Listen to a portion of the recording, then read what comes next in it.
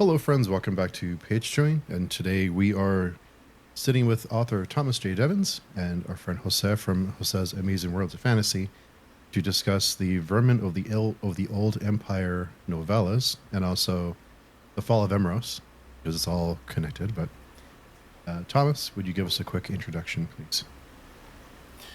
Yeah, thanks for having me. I'm Thomas J. Devens, author of the Vermin of the Old Empire series and the Fall of Emros series, and that sums it up. And Jose. Hi, I'm Jose. I run the Jose's Amazing Worlds of Fantasy YouTube channel, like Steve said, and I also host the Fantasy Talks Live podcast. And Thomas, you forgot to mention you're also a craft bookmaker, I suppose. Yeah. Getting started on it. DIY bookmaker. DIY for sure. We have, for those who are new here, we have a forum that we communicate on and just talk shit over. And we were discussing special editions and how there's so many special editions now.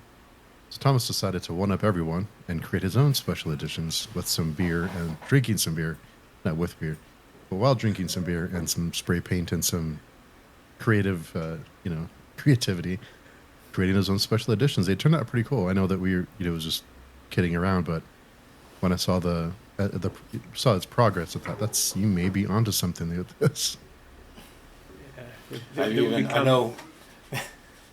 I know no one, the listeners can't see this, but I've also started very poorly doodling. They will become rare vintage editions. There you go. Vintage is the way to go. I feel vintage these days, but anyway. Speaking of vintage, I had an idea a while ago that I really kind of just want to do for myself.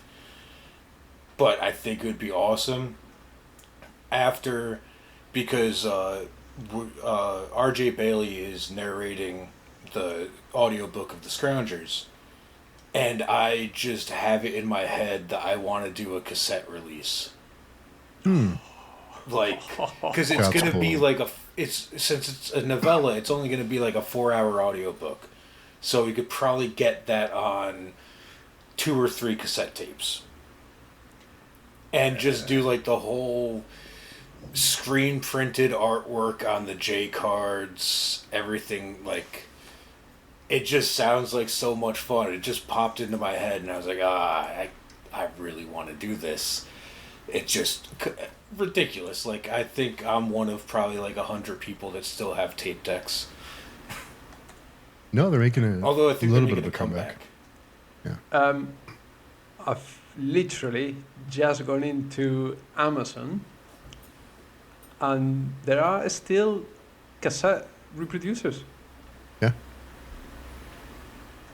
Actually, it's a cassette player.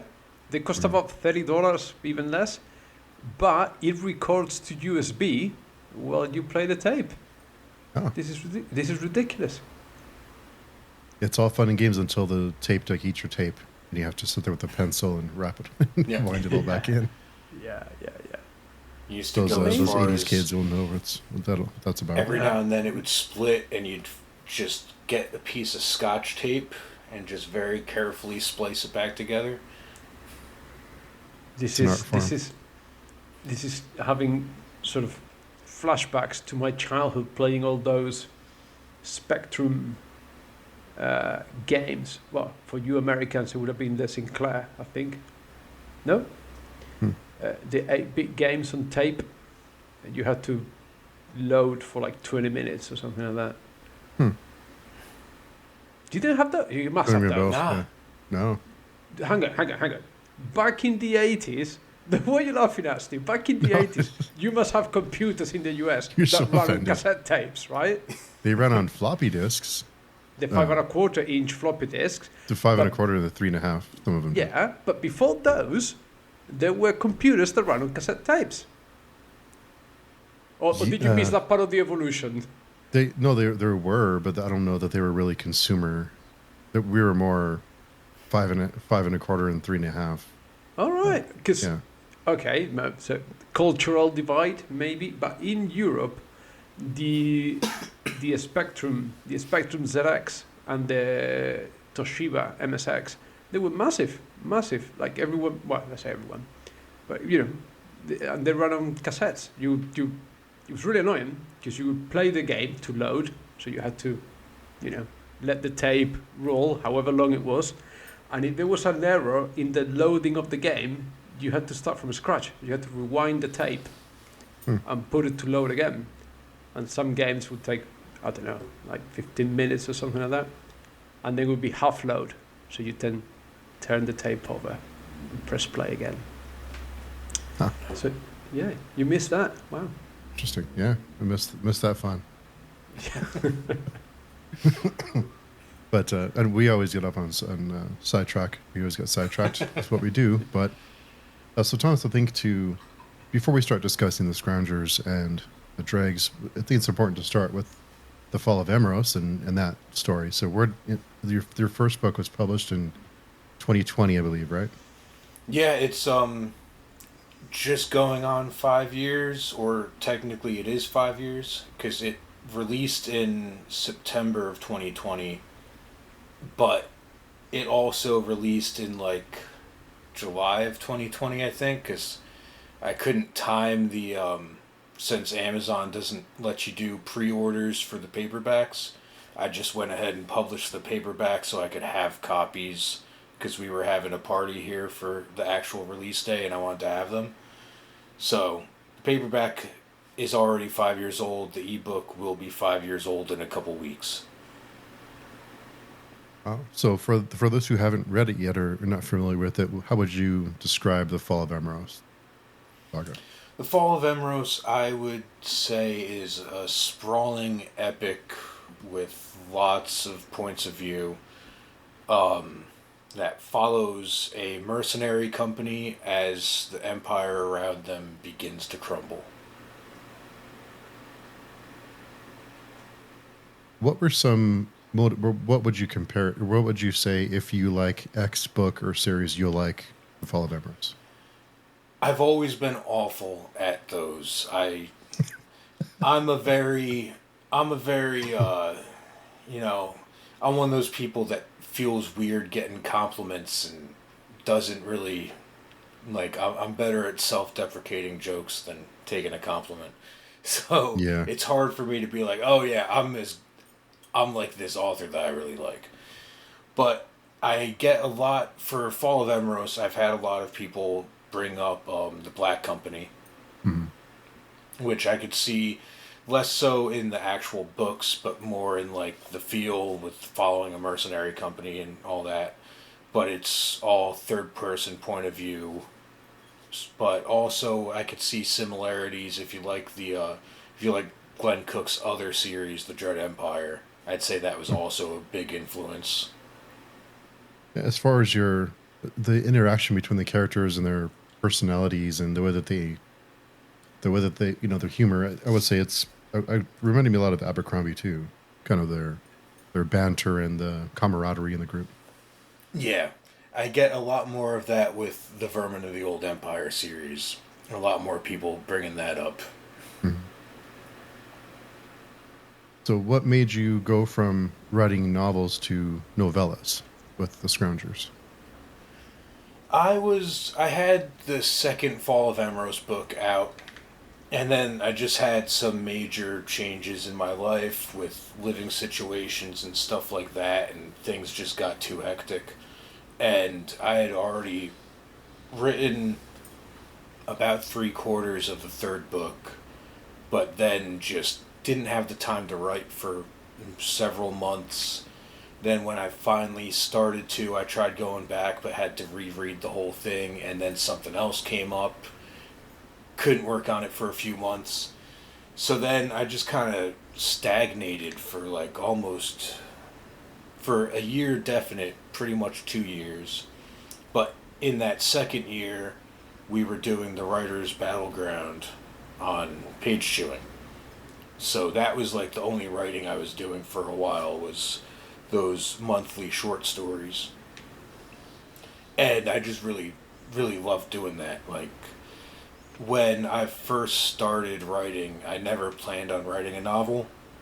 I always wanted to do like do the world building and then do a collection of short stories that all kind of like intertwined to eventually create a bigger story. But then I just ended up landing on the story that I stuck with, and it ended up being 100,000 words for the first book, and planning to be a 6-book series, a 5 or 6 book series. So this is kind of me doing what I wanted to do in the beginning. And I took all those stories from the Writer's Battleground, and those became Fall of Emros, or Vermin of the Old Empire. I'm gonna be a bit more incisive than Steve. Do you regret not having started writing with the novellas and leave the bigger Fall of Emros stuff for later? A little bit, but I don't think. I wish that I started with a standalone, which I could have very easily made Stone and Shield a standalone if I didn't, because that book in itself has a beginning, middle, and end. Like, it could work as a standalone. But then there's all the other things sprinkled in about the world at large that makes it into a part of a series. And I do kind of wish that, like, that would be one regret, is if I made that into a standalone, then I could just do other things for a while and come back to it and then turn it into a series. But I'm glad that I did it the way I did, because now that I've gotten to doing the Vermin of the Old Empire books, I've also largely found my voice and kind of came into myself a little bit more with knowing what I want to do. And I don't feel like those books would have come out if they were the first thing I attempted. Because a lot of it was also like learning the do's and don'ts, as they say. And then Vermin of the Old Empire was learning fuck it. And just being like, no, I'm going to have as much fun as I can, write what I want to write. I might say fuck 15 times on one page because there's a conversation and that's the character, but that's the character. It's just me kind of just throwing my hands in the air and just being like, I'm just going to write what I want to write, and it's going to come out how I want it to come out, and I'm happy with that. There's a reason I'm asking, but it depends on what your strategy or your end game is. I saw this video once, and what he said made sense to me. That I was talking to someone now. This is the problem of doing so many podcasts, but that you have to earn the right to write a series, because the problem with writing a series or a trilogy is that your problems multiply, because not only do you have to get people to buy your book, which is problem number 1, then you have to get them to read your book, which is problem number 2, finish it, and like it enough to pick up the second and then the third. And from what I understand, there is a declining number of sales typically as your series goes on. I'm sure there are cases there where if a series is really successful, you pick up more and more readers as you go along, but the norm is to have a declining number of readers. So, I guess the answer is, is your end goal to like publish, to grow your audience, and if so, then do you think it would have been better to strategize, if you had known better at the time, and write novellas or a standalone, something that you can get your audience to recognize, okay, this is a Thomas J. Devens book, I know what I'm getting, build your audience through maybe connected but not necessarily part of a series of novellas, and then eventually sort of once you know there's an audience there, you've earned your right to hit them with your big opus.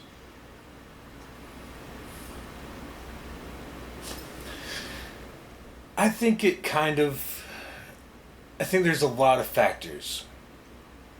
When it comes down to it, as much as I am writing to find people that like my books and get it out there and I want to have readers, at the same time,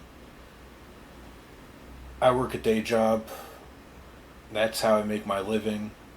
And when it comes down to it, I'm also primarily writing for myself. Like, I'm doing it because it's something I love to do. And I'm going to continue doing that no matter what. So, when it really comes down to it, I'm going to write what I want to write and hope that I can get it out there and people read it and enjoy it. But I don't think, for me at least, it makes the most sense to concern myself too much with things like the declining readers because of a series or something like that. Although part of doing the novellas is also to give more entry points so that people can pick up any of my books and kind of see what my writing's like and if they enjoy it, and then from there decide if they want to continue. And my series, while it's definitely different, it's also similar enough that I think if you like one of my books, you're going to like the rest of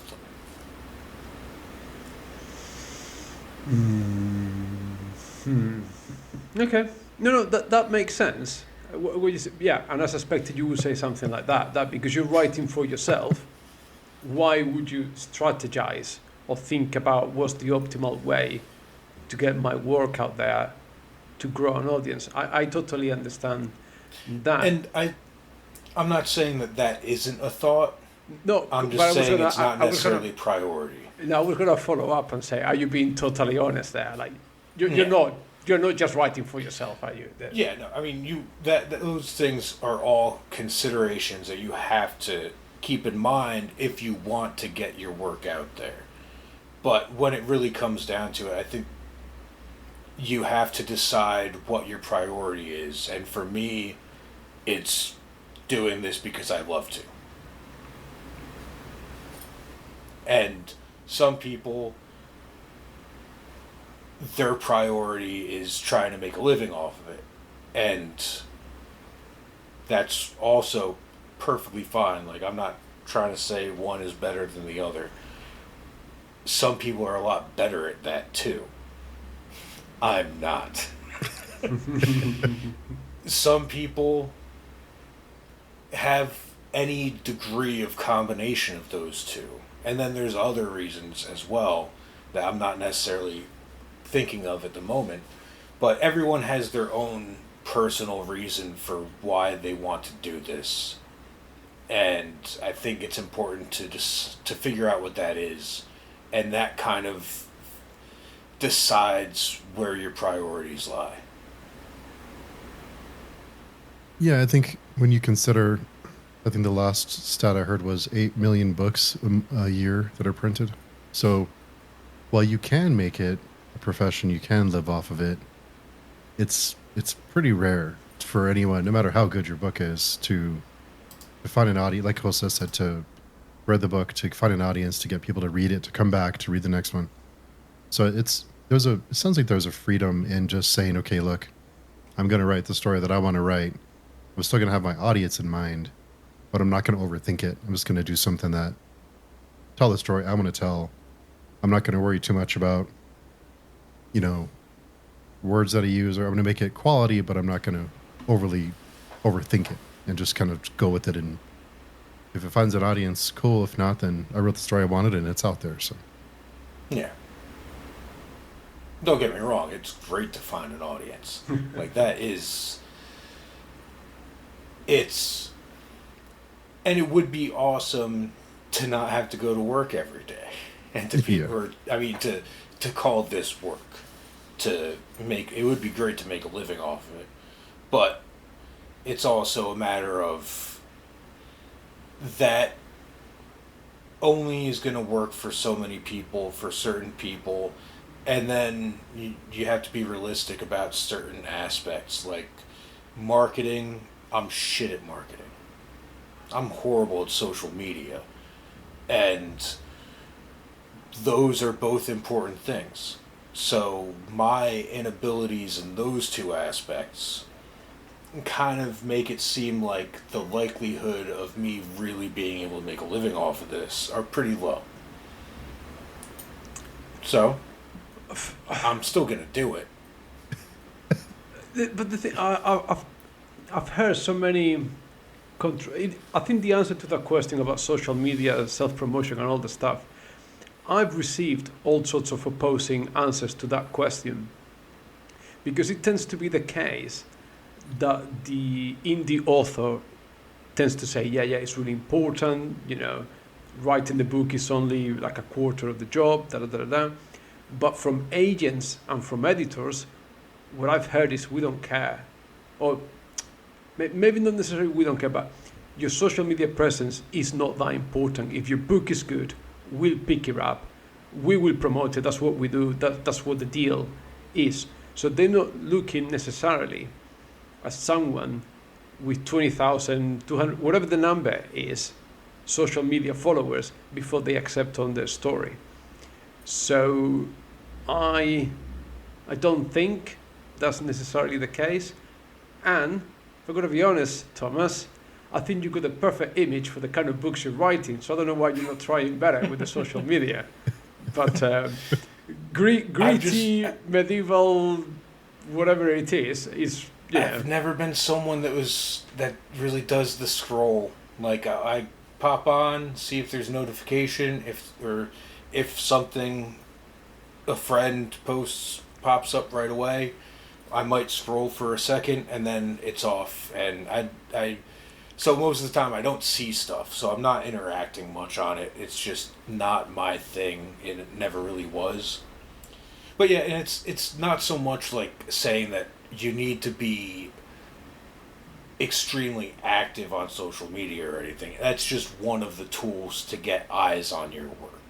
So if you're good at it, it gives you an upper hand of getting more visibility.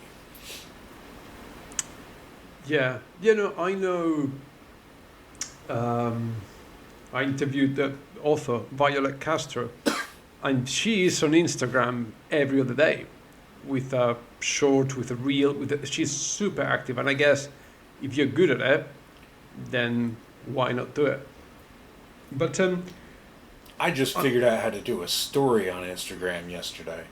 I still don't know how to do it. I did one once before by accident, but yesterday's was by accident too. I still don't. I don't know how to post photos. But anyway, my question was going to be: so, how numbers-wise, how are the novellas working versus the actual books, as in the main series? It's hard to say.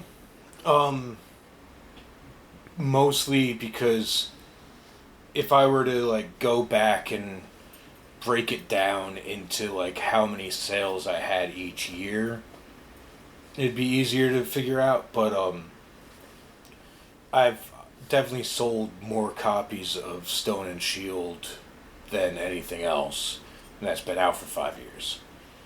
But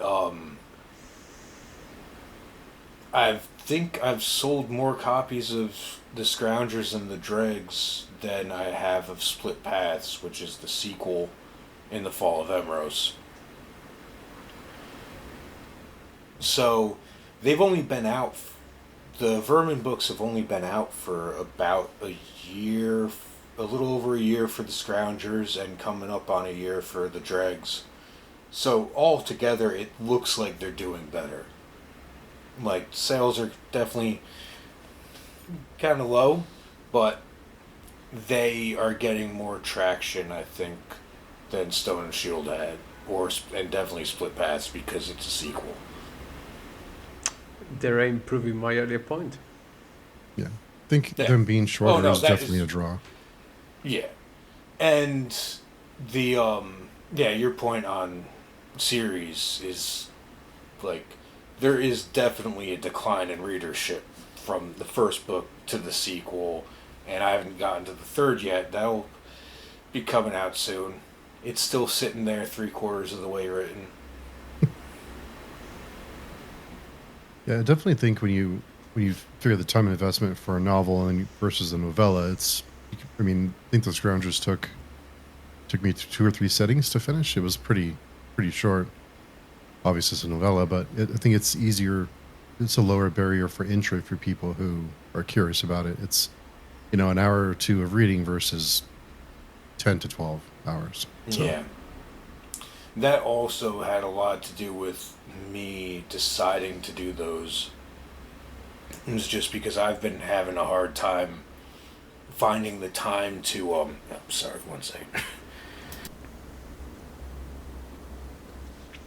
Allergies. It's been awful this year. Like I was having a hard time dedicating the time to like big 200,000 word books anymore, and like as much as I still enjoy like the giant fantasy epics, it's just I started realizing how much I enjoy a nice short book once in a while. And then I also really enjoyed writing them where I could just do all these like 1,000-word punchy chapters and do something quick and then do another one, and the idea of having them all kind of come together in some vague way where they will kind of make for a larger story, but they're all their own thing.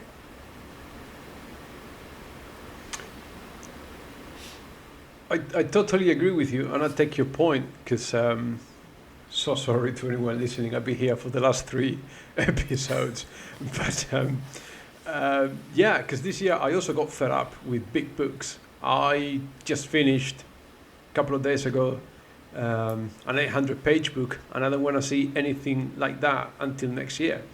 And then I've read I think I read the first book on a train ride, and I think the other book on the train ride back, as I was crossing half of Spain, and it's great. It's a very satisfactory read, and I think I really love the idea that you've got of all these different novellas eventually like pieces of a puzzle that you can read in any order and eventually paint a bigger picture. I think it's very satisfying to have that sort of thing. So please carry on, because I really enjoy them. I have way too many planned. Like, I'm currently working on the next 2. I kind of started the next 4. Okay, wow. Focus. Well, yeah, like, I have, like, the first couple chapters of the next 4, but 2 of them I have. One's about a quarter done, the other's about half done, and those are the focuses right now, but just as characters came up, I just had to get enough down so that I can go back to it. But I think I have a solid point of where I'm going to stop them. Because there is one idea that I have for the series that will kind of change everything. And while they're all standalone and I can kind of write them in any order, I do have one idea that's going to be the last Vermin of the Old Empire book.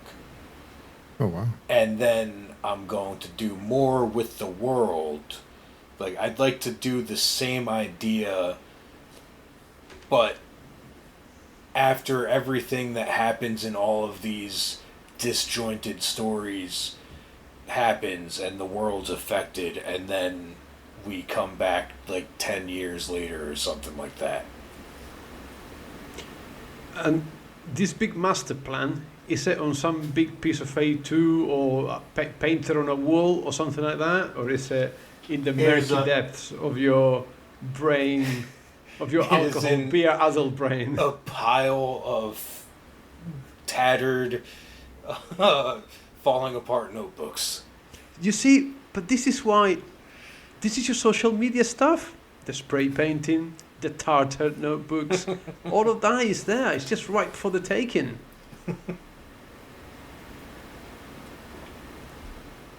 So for those of you who have not read the books yet, we will let everyone know before we get into spoilers. We'll just talk non-spoilers until the end.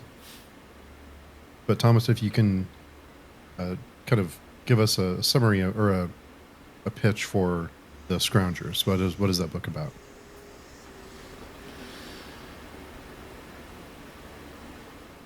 After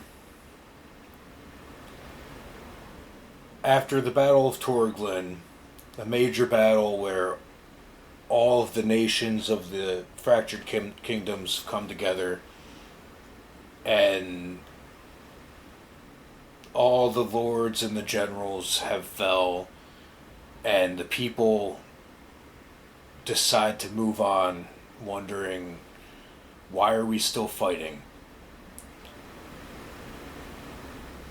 Which, let's say, that is the series. And then each book starts after that. So the Scroungers is survivors make way to the nearest town, just looking, wondering what's next. And as they're just living, trying to move on with their lives, a killer stalks the streets. And it turns into a weird little whodunit for some reason.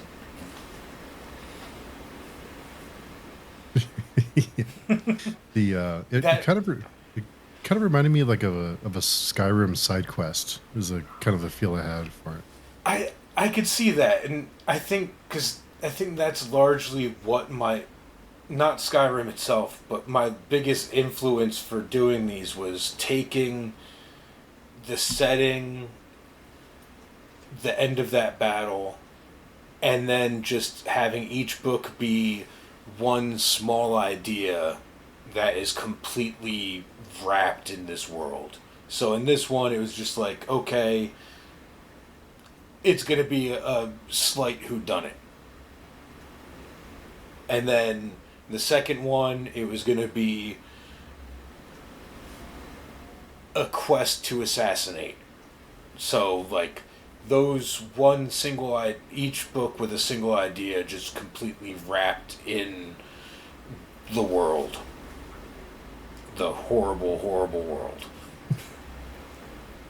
Speaking of horrible, horrible world, in both books, really, you were not afraid to kill characters off, even ones that I thought would make it.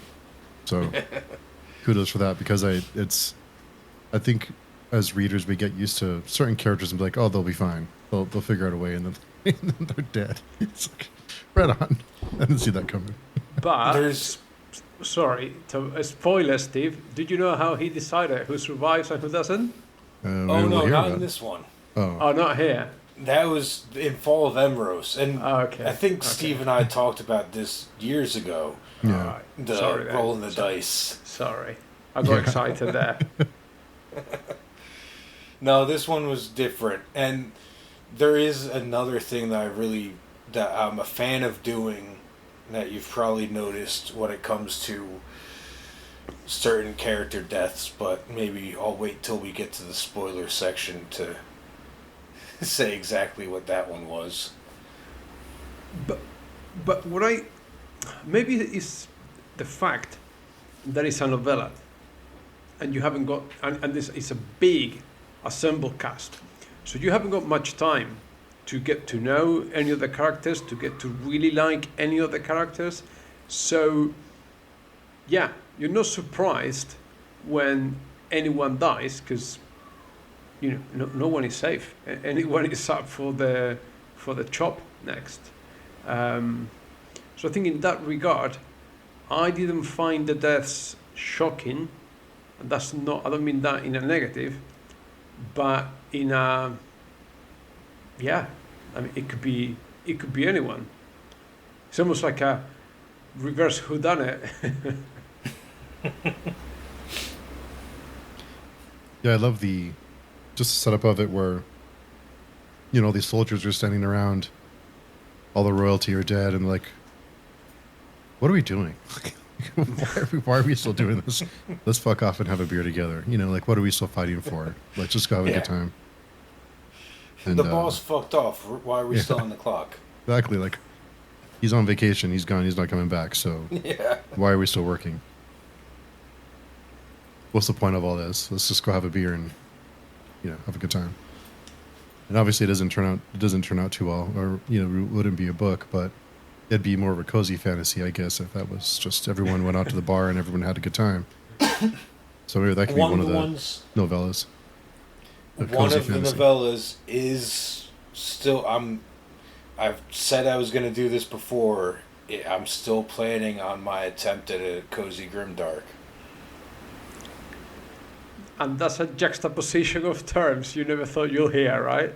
Yep. Cozy grimdark. I'm determined. Like I'm taking my time with it. Yeah, please. It's difficult to mesh the two. I'd say yeah. So far, I got a few chapters of that one down, and I definitely have the grimdark aspect. Yeah, funny that. Gotta work on the cozy. I think. Have them just drink lots of coffee. No, and you need to check in a good romance, Thomas. We talked about it. You'd be good at it. You do enemies to lovers or a love triangle. There's a bunch of different options there. Grimdark romantasy. There you go. There you go. I mean, I don't think that's too far off. I think there are. Oh God. Yeah, there's probably a few.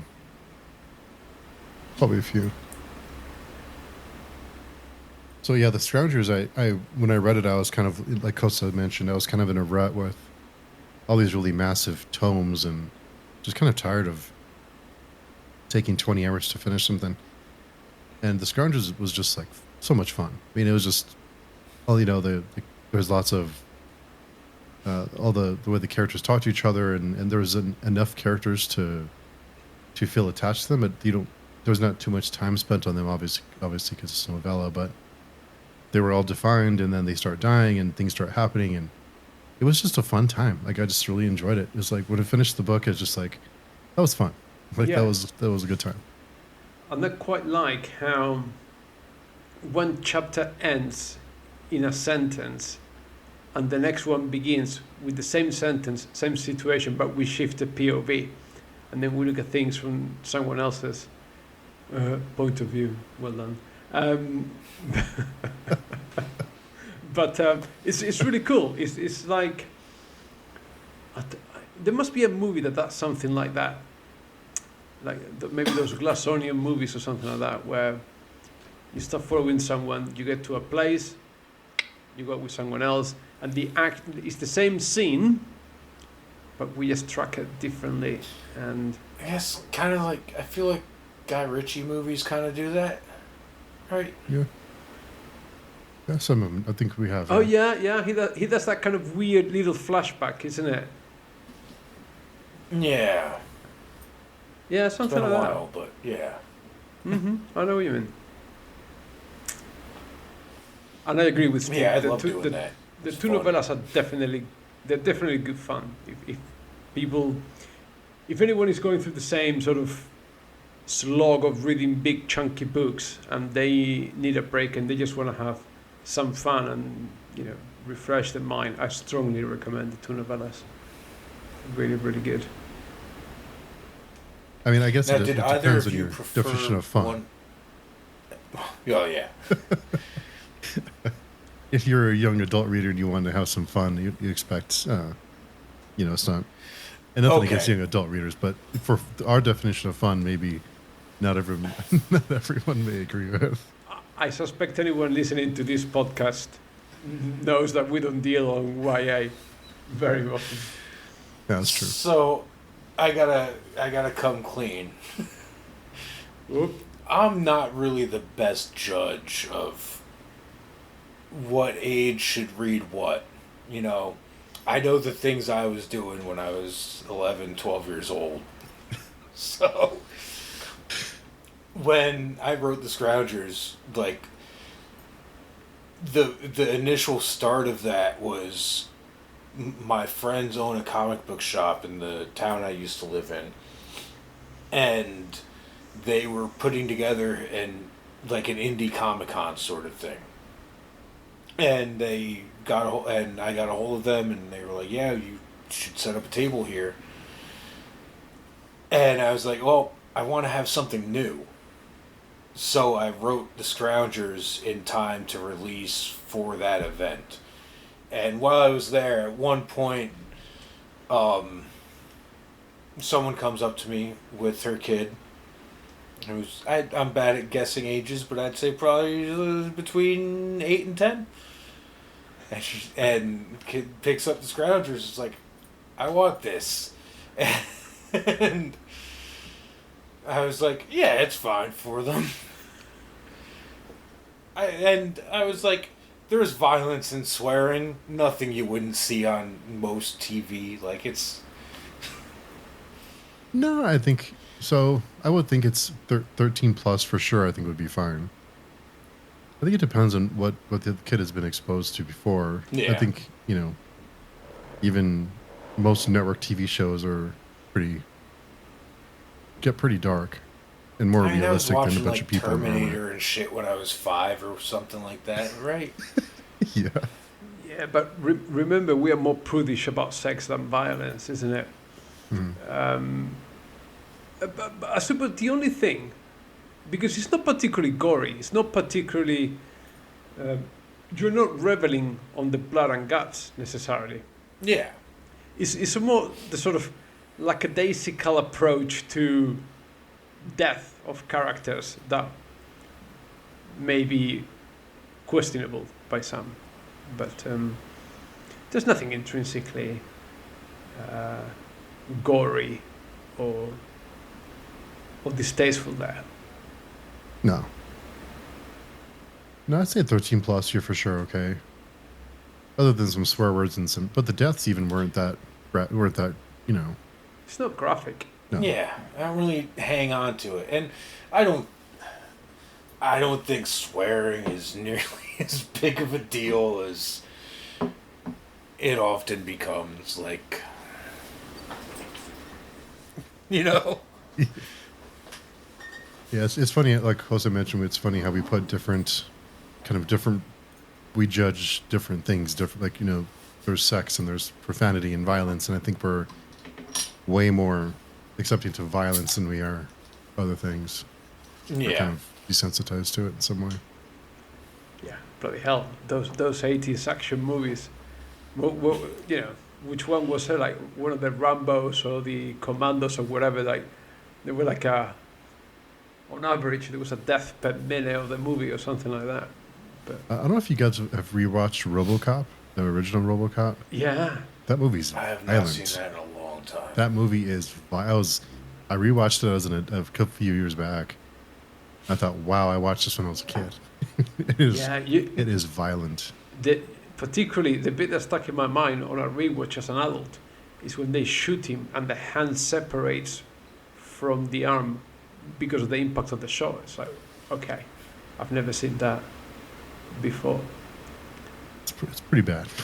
But anyway, I think I was more offended by it when I was an adult than when I was a kid. yeah, absolutely. Steve, one thing I mentioned when I reviewed the novellas is that I wish someone is listening to this and they work in television or something like that, and they threw a few thousand to Thomas, and we see a TV series adaptation of this, because I think it lends itself really well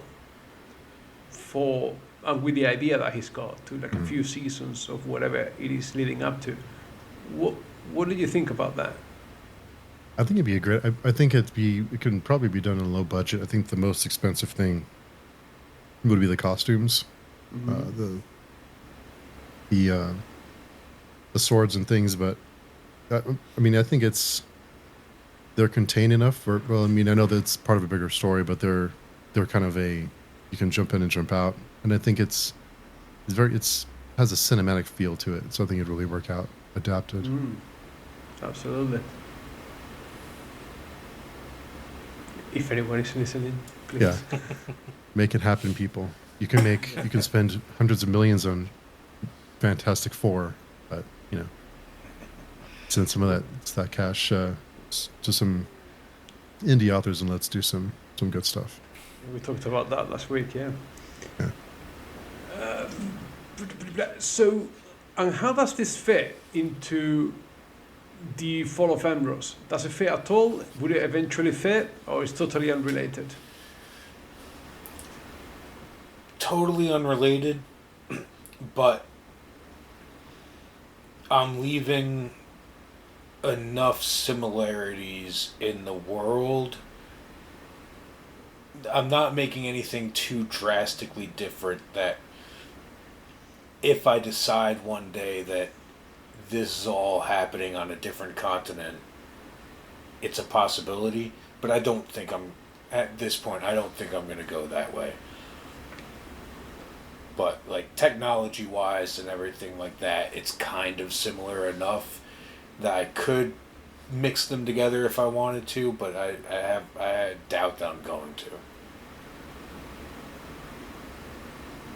to. Fair enough. Should we go into spoiler territory? Let's talk the dregs first, and then we'll do spoilers sorry. We'll do spoilers at the end. But yeah, so that's the Scoundrels. So the dregs. How would you? What's your pitch for the dregs?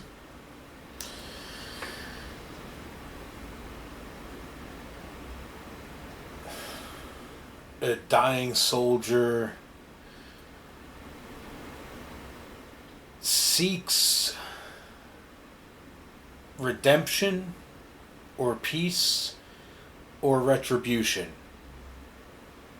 and is still trying to figure out which, and joins a motley band out for vengeance on their jaunty quest to kill a king. This one had some manifest delusions beyond redemption vibes for me, for sure. I take that as praise. I appreciate that.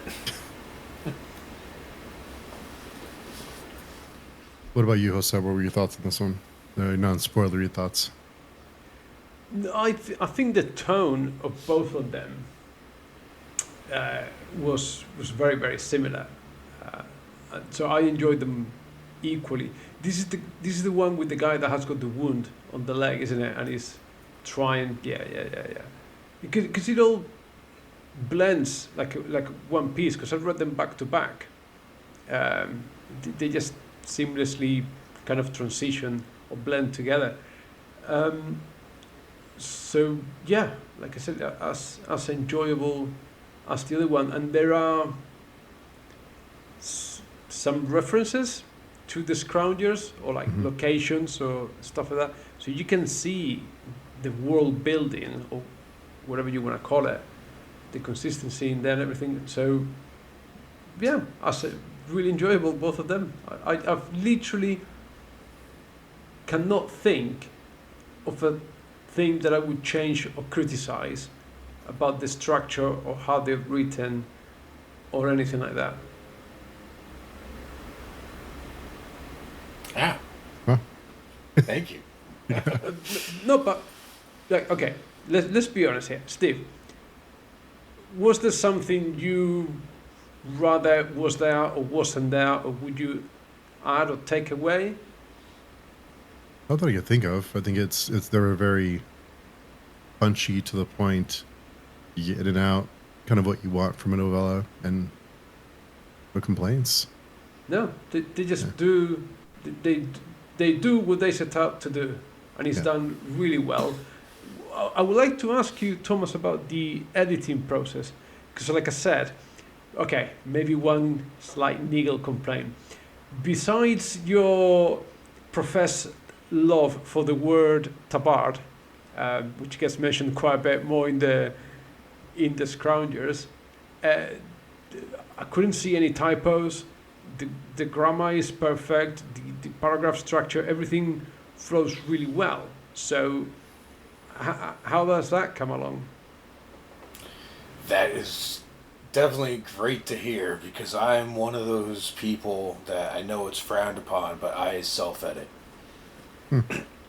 And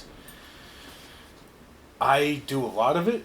I go over it many times. Like, as I'm writing, I'll often get a few chapters in. And the way I set it up, I do a separate document for each chapter.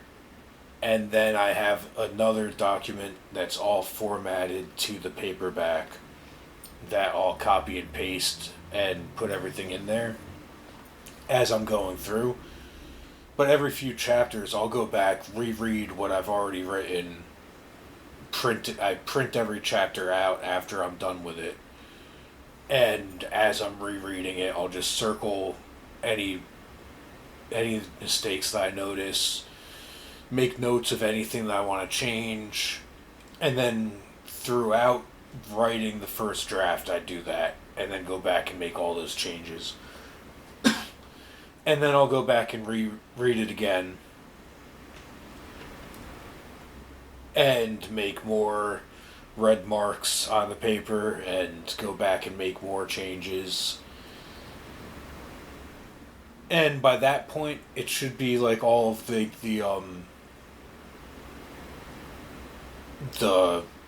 edits towards like content and everything should be taken care of. And then I'll start doing all the stuff to upload the book, and I'll get a proof copy, and I'll go through and read it one more time, and mostly looking for like typos and stuff like that. Then I also have a list of words that I do a search of in the main document, like homonyms that could easily get mixed up. Like, I noticed I often would type the wrong word and autocorrect would come in. Like, I'm trying to say perimeter and it says parameter. And that's something easy to pass by. There and there. Even though you know which one's which, when you're just typing really fast, whichever one comes out and stays. So, yeah, it's a very tedious searching through words, but I just make sure that I really concentrate on it and do several runs. Well, props to you, because I think I've read traditionally published books with worse editing than these novellas. Oh yeah. That is that is a compliment that means a lot. That is something I've always kind of been like, I hope my editing is passable, like, not putting the effort in. But I know that a lot of people don't really like that some people self-edit. I know it's not recommended, and I know some people, like, really just think that no matter what, you shouldn't. And I understand that. But I think it's going to run you about $1,000 to get an editing run done, and I just don't have that. Yeah, I think it's. I didn't notice any problems with it either. No, and I think when you pay for an editor like that, all they're doing is an typographical editing. They're not going to be checking for the consistency of the story. They're not going to be making stylistic suggestions. They're just going to be doing that thing that you're doing. So you're not getting a professional editor like you would if you were in a publishing house, where they would actually make suggestions about the structure of the story or consistency of characters or anything like that. So, you've done an excellent job. Thank you. I'm feeling a bit weird here because it feels like I'm blowing smoke up Thomas's ass, and I'm never. Oh, I can feel it. Yeah. And I'm never this positive about. I know, I'm surprised. I was like, Yeah, who are you? pretty Have you been much drinking? What's that? What's no, going on? no, at all. Not for the last 2-3 years. So this is out of character. You're usually the bearer of honest but bad news. So, Yeah, like, oh, I tell it like I see it. I was Yeah. going to say I tell it like it is. I tell it like I see it, and I could be wrong. just watch your Wheel of Time videos and you'll see. You're not afraid to speak your mind. Still dealing with that, by the way. Jeez. Still But- got people trying to tell me why I'm wrong. Oh, I yeah. know people really love it when people don't like the Wheel of Time. That's not That fair. and Sanderson. If you don't like Sanderson or Wheel of Time, watch out. Yeah. You're an idiot and you're wrong. Fandoms, eh? Those fandoms are some of, not all of them, but some of them can be pretty nasty. I mean, that's the case with most of them, though. I remember,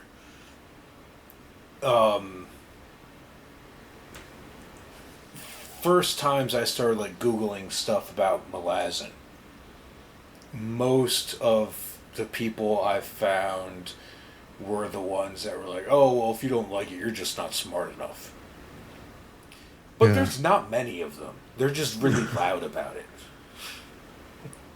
Most Yeah. of the fans are really nice and welcoming, and like if you go on to like the Facebook group or like the Malazan subreddit, I think, or whatever, they're usually pretty like just want people to get into the series. But then you have the assholes that are just really loud about it. They are the equivalent of the people that stormed McDonald's because they had the sold out of the sauce that was in Rick and Morty. Yeah. Yeah. Not to get too sidetracked, but the Malazan fandom has been really great. They've been pretty Yeah. supportive for the most part. I've been surprised for as far as fandoms go. They're pretty supportive, and so have the Second Apocalypse fandoms. They're pretty supportive. I can't speak to too many others because those are the two that we've been doing the most. But yeah, there are other ones that there's more of them are allowed, but not all the fandoms are bad. There's just a vocal minority. I feel like generally most of the people involved in it are supportive and welcoming. It's just assholes are especially loud. Yeah. Yeah, I don't mind people really liking or loving a series, so long as they are aware that the series is not perfect, because the perfect series pretty much doesn't exist. Yeah. Let's not go there. But so, like I could cope with the Wheel of Time fans that said to me, "Look, I love this series, but yes, I admit that A, B, C, and D are pretty awful things, but I still love the series," and I can go, "Well, all right, okay, isn't it?" Same with, I don't know, something else, but you may think your wife is the hottest woman in the world, but we all know that's not the case, isn't it? But you still love her, so similar thing. Everyone's different. But so I think we can safely, now that we have a bit of a background on Fall of Emros and the Vermin of the Old Empire, we can talk some spoilers. So anyone who hasn't read the books yet, go read them. And those who have read them, we can talk spoilers. The thing is, there's not that much to spoil, because unless we're going to go into particular characters that get killed, and there are so many of them, Yeah, I mean, I like to go into books not knowing much of anything. So I guess your definition of spoiler it's subjective, right? Because everyone's a little different. Yeah, I'm never too sure. Like, I try to be very careful. I don't usually get too upset about even big spoilers. Like, I'm still gonna enjoy something, even if I hear a spoiler. I don't go out of my way to hear them, but I'm not gonna get too upset. But I also know some people consider very minimal things spoilers. Like, so I never really know how far to go. Like, I figure if it happens in the first chapter or two, it should be fair game. But I don't know. I suppose the only spoiler, not the only spoiler, but in Scroungers, when they go that who done it in the village, where you've got that religious nut that is going around caving people's heads, like, where did that come from? I don't know. No, that was just. He kind of wrote himself. I know that's a cliche thing to say, but that is really true. Oh, like, come on, characters very much write themselves. And a lot of it was like. He came in as a character that I needed to have some people that weren't just getting drunk and celebrating. And I ended up with that guy. And then as I'm like writing and the way he sees everyone around him celebrating started to come together, and him dealing with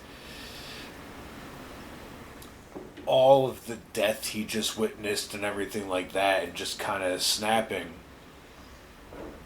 And that's just the path he walked down, and his hatred towards what once was his enemies, and he still considered his enemies, and then more hatred towards those who were once his allies because they weren't seeing the enemy anymore, just sent him on a downward spiral and worse, and then he felt that he was talking to his god, and doing her bidding. Which, was he? Maybe. We don't know. He got magical powers all of a sudden. Yeah.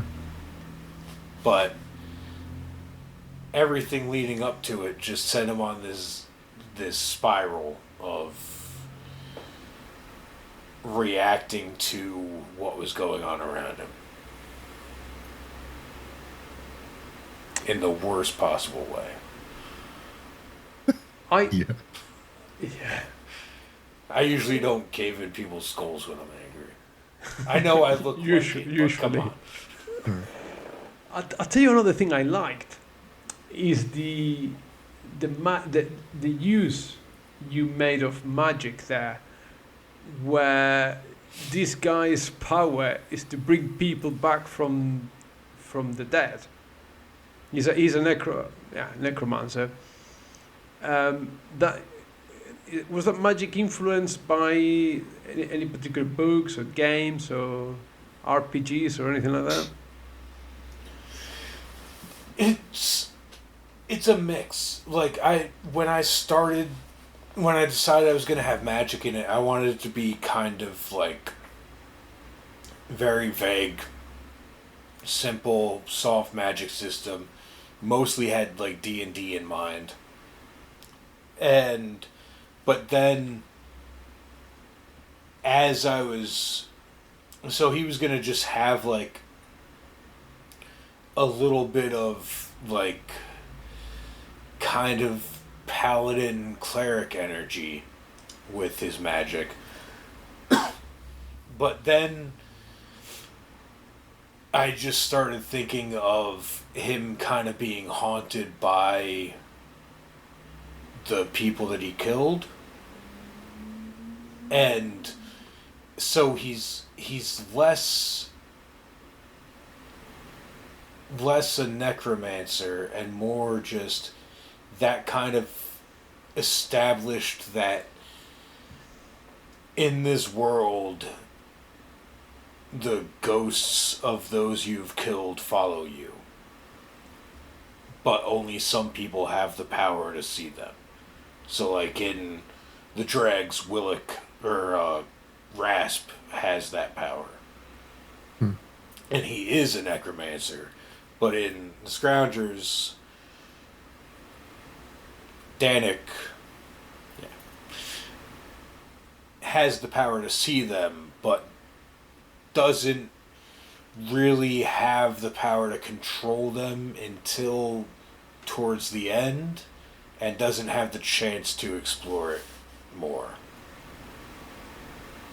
He gets stabbed in the back, like stupid fucking sorcerers do. Yeah, they do that. I think that was a large influence of everything, was just wanting to write a book where if you have this extreme magical power, you could like bring down nations, but also some guy could just walk up drunk and stab you in the back and be like, oh, fuck you. Yeah. Yeah, they do that. The other thing, and was it intentional, there's absolutely no romance whatsoever, at least in the first two novellas. Is that intentional? Are you just not interested? It's something you might incorporate later? Because, you know, in the big checklist of fantasy series, you have to have a romance, right? I just don't really write them. It hasn't come up yet. I don't usually write. There's a little bit of a vague romance, I guess, in the third Fall of Emros book. It's very vague. Yeah, it's just not something I'm gonna go out of my way to write. I don't know if I would write it well, but if it comes up, it comes up. I'm very much a pantser, so like I plot nothing.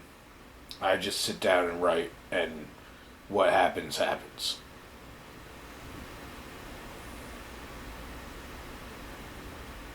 But yeah, eventually I might write some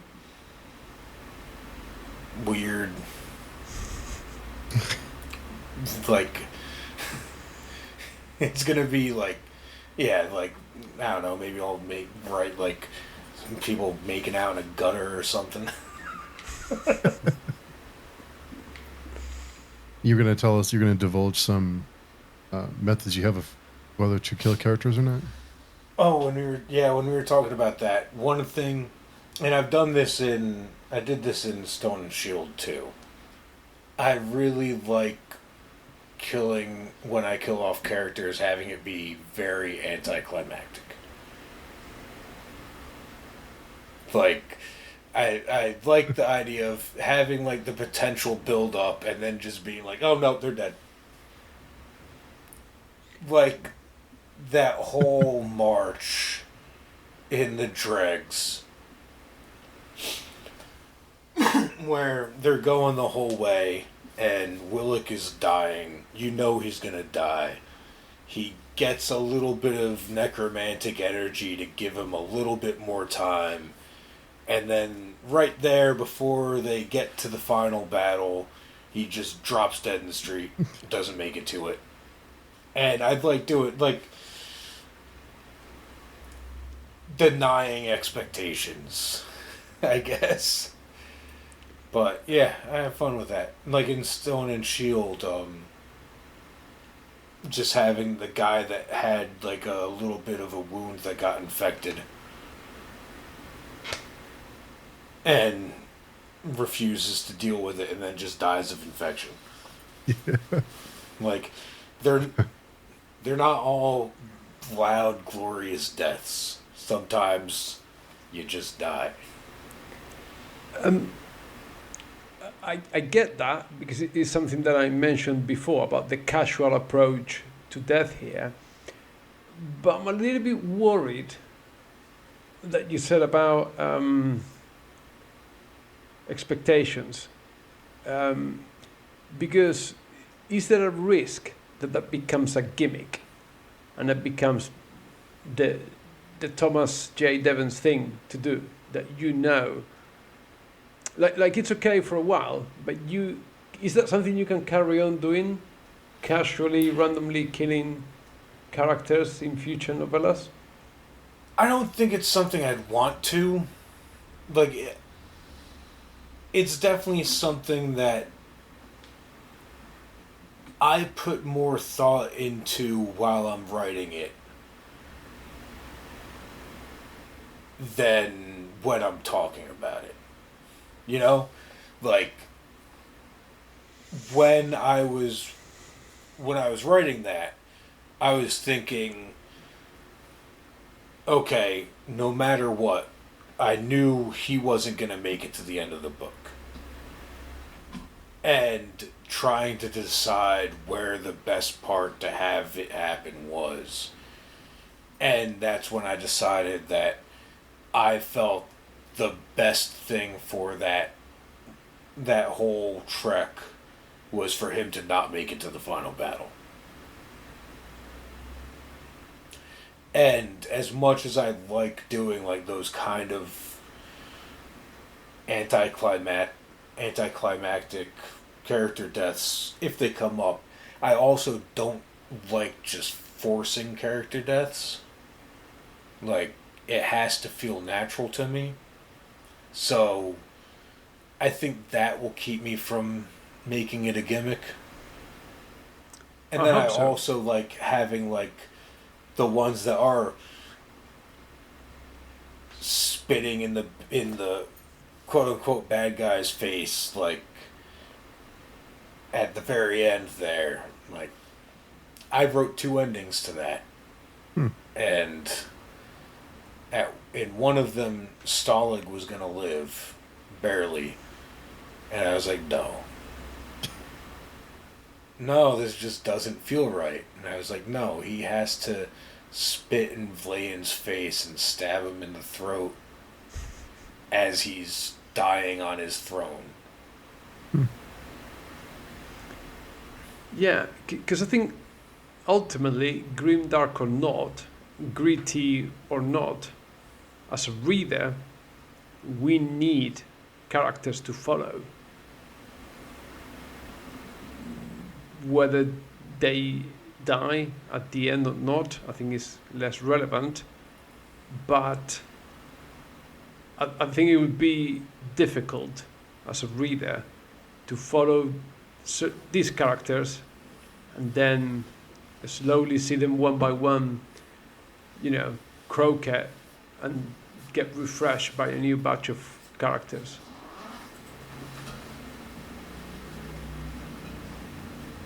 I think that's something I would personally not like to see happen going forward.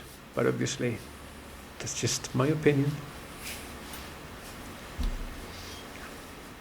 What do you think, Steve, about that? Yeah, I guess it depends on the series. If it's a standalone or like a novella that's in its own contained story, then you could play around a little bit more with character deaths and things like that. Since it's contained. But it's one of those things where you can finish the story and you can kind of relish knowing the character lived, or you can think about how they died, the character that you liked. I guess which sticks with you longer? Thinking back on how they died, or thinking back on how they survived, and I wonder what they're doing now. Like, there's definitely characters I want to revisit.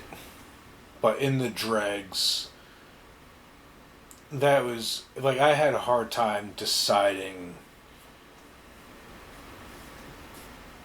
if I was going to have anyone make it. And then it just, in the end, it just felt more right to me to not have any survivors of that main group. And mostly of the other group too, like only really one character made it through the end of that. And he'll show up again. Eventually. Once I get to the 10 years later books. You'll see what's come of that. But I also have plans. There's a lot of characters I'd like to revisit. One of my plans is to do both prequel to Ebar from the Scroungers, and kind of, because the whole time during that he's just this shitty conscript that claims he was a farmer and knows way too much about other military insignia and stuff like that, and just has more knowledge than they would expect. So I kind of want to do the book that is him like 20 years before getting called to war and what he did. And then he's also going to be a big role in the 10 years after. He's just going to be this... He shows up in a short story that I already wrote, that I've been shopping around in magazines. And he's just kind of this semi-cutthroat bounty hunter sort. Still untrustworthy. Good stuff, good stuff. Yeah, stuff. I don't know. I think from me, that's it. I really just want to stress. I really enjoy the two novellas, and I think they serve a purpose, a big purpose, for any fantasy writer in particular. I think in a way, it just made me think back to the Dragonlance universe back in the 80s, where you had your core books, but eventually, I mean, this was done through many different authors, but eventually the Dragonlance universe, I think it went over to 80 or 100 novels. Everyone added a bit, everyone picked a character and added a background story, or moved the setting elsewhere in the continent and told different stories all in the same universe. Obviously we are scaling down here, but I think it's a great way to build your world, build your audience in a more accessible way, and do something a little bit different. I think there's too many people trying to write, a trilogy, fantasy trilogy, 700 pages a book, and I may not be speaking for the majority, but I think we're all a little bit burnt out of that.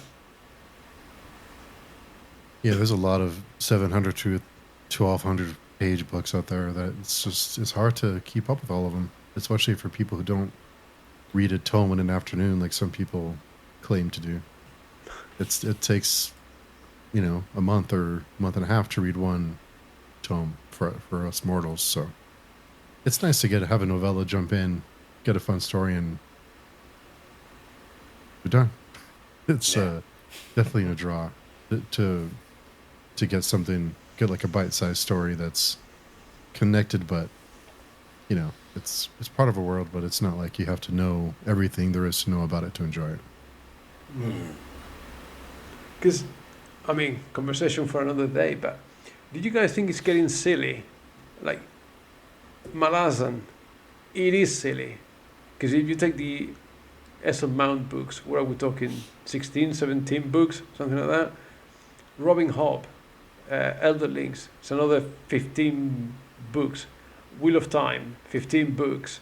You name it. It's just Shannara, Terry Brooks, was that 20 books?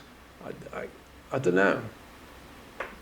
Is that the, I don't know, the cracks of fantasy? Not cracks, that's not the right expression, but the bane of fantasy. I think it definitely raises the barrier for, kind of the barrier for entry, because I think it intimidates people to see a 1,000-page book, and it's like, well, I can get through that, and then you look and see it, there's another 14 of them. Like, okay, that's probably 2 or 3 years of reading. So it's, I mean, because that's less of an issue if you read them as they get published. Yeah. Like Discworld is 40 novels, but I was picking them as they were being published. But if anyone was to look back at Discworld and go 40 novels, literally, it's like, yeah, or all the series I mentioned before, anyone in 10 years' time that looks back to Cosmere, who's going to want to start that? It's just daunting, isn't it? Mm-hmm. It's rough. I think a lot of it at the same time, you have like the people who read it as it's coming out that they really love it. And then as soon as like the first trilogy or the first series is done, they want more in that world. So then that's when you end up with all this sprawling like Malazan. You have the 10 main books, then you have Esselmont's main 6 books, and then you have the Kirkanis books, Esselmont's prequel series, and I think a lot of that is just because of people loving it so much, they want more in this world, so they're picking different points to put out more books on, but at the same time, you could just read the 10 main books. You could just pick up a few Botulin and Corbel Broach short stories. Mm-hmm. Like, you don't necessarily have to read it all, but at the same time, for a new reader looking in at it, and it's like, and most people are saying, yes, you have to read all of this. You have to read all of this. If you love the series, eventually you're going to want to, but I'll admit, like, I still haven't read the last Esselmont book. I have it, and just haven't gotten the chance to yet. There's only so many hours in a day. Yeah. But yeah, so many fucking books. Yeah, definitely. That's what's nice, having novellas in the world. But yeah, good. So for anyone who hasn't read them, go check them out. Great reading, and looking forward to more novellas in the future and more Fall of Emros. But in the meantime, Thomas, where can people find you and the books? Y'all can find me on Page Chewing forums. I have a link tree that'll be linktree/Thomas J. Devens, I believe. And I also have a Ko-fi, whichever, page that would also be Thomas J. Devens. And that has a lot of free short stories and random things, bits of world building I throw up there. But, yeah, one of those two will direct you to everything else. Nice. And Jose, where can people find you? Mostly, you can find me on my YouTube channel, Jose's Amazing Worlds of Fantasy, my podcast, Fantasy Talks Live, and also I can be found lurking around the Page Chewing forums. Thanks for both of you for hanging out today and talking about books and fantasy. I know we can get on. There's a few topics that we can, I'm sure, go on for hours of. So we'll have to make a list of them for next time. But Yeah, thanks again for coming, and thanks everyone for listening. And all the links will be found in the description. We'll talk to everyone very soon.